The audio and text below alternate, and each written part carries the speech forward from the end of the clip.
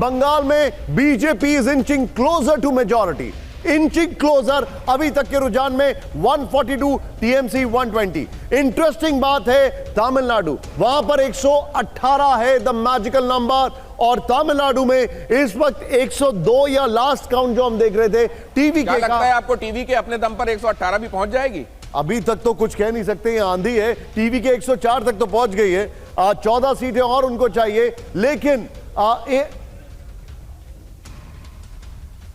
ममता के साथ ममता की कैबिनेट देखना जरूरी है, क्योंकि ममता बनर्जी ने 74 एमएलए का टिकट काटा, 15 की जो सीट है उसको चेंज की, और ये देखिए शुभेंदु अधिकारी गोल मारते हुए यहां पर। खैर इंटरेस्टिंग है। 143 बंगाल, क्योंकि बंगाल में आपको देखा है आपने फुटबॉल कितना वहां पर एक क्रेज है उसका, और मोहन बगान वर्सेस ईस्ट बंगाल। जब हम इसको देख रहे हैं, एक सेकंड इसको जरा, ये अगर ये रीप्ले होता है तो हम दोबारा देखेंगे। जैसे ही दादा फुटबॉल को मारते हैं, आप देखिए ये ऊपर जाके पोल से टकरा रही है, पीछे स्टेडियम में गई है। अरे ये नेट फाड़ के बाहर निकल गई नेट फाड़ के बाहर चली गई है। ये गोल बहुत जबरदस्त मारा है। ओहो, ये 119, और यहां पर भी अब देखिए, ये आपके सामने इंटरेस्टिंग है।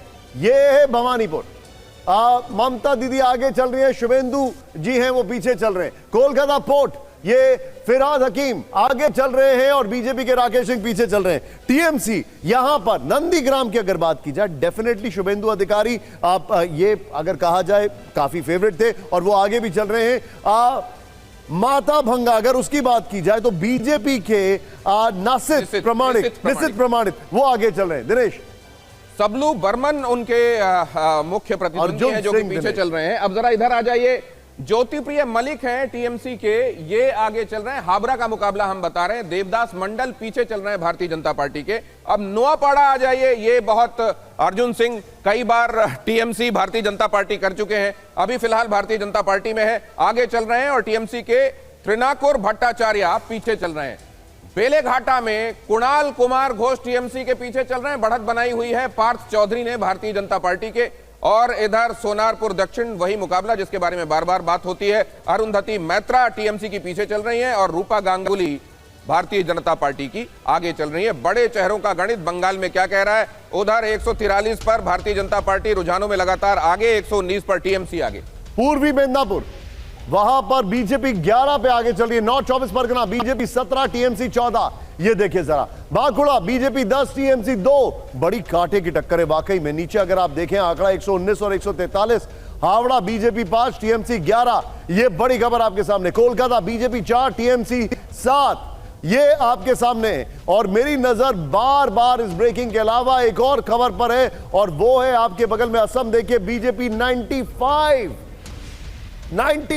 असम में। आप यहां पर भी देखिए, नॉर्थ 24 परगना और पूर्वी मेदिनीपुर में भारतीय जनता पार्टी की इतनी ज्यादा बढ़त, और ये तो स्ट्रॉन्ग होल्ड इलाके माने जाते रहे टीएमसी के, यहां से इतनी ज्यादा बढ़त, तो फिर आप समझ लीजिए कि वो हाईलैंड्स का इलाका हो, बॉर्डर का इलाका है, ऊपर हिल्स वाला इलाका हो, वहां कितना ज्यादा बढ़त भारतीय जनता पार्टी बना रही हो सकती है।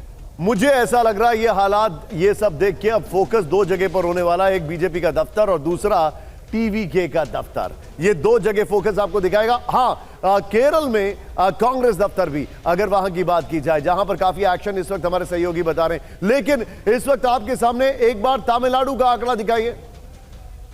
रवि दत्ता हमारे साथ है। दिनेश, रवि दत्ता हमारे साथ पश्चिम बंगाल का हालात, इस समय की स्थितियां लेकर जुड़ गए हैं। वहां क्या क्या आप ऐसा देख रहे हैं जो आपको लगता है सिग्निफिकेंट है और हमारे दर्शकों को बताना चाहिए? रविशंकर,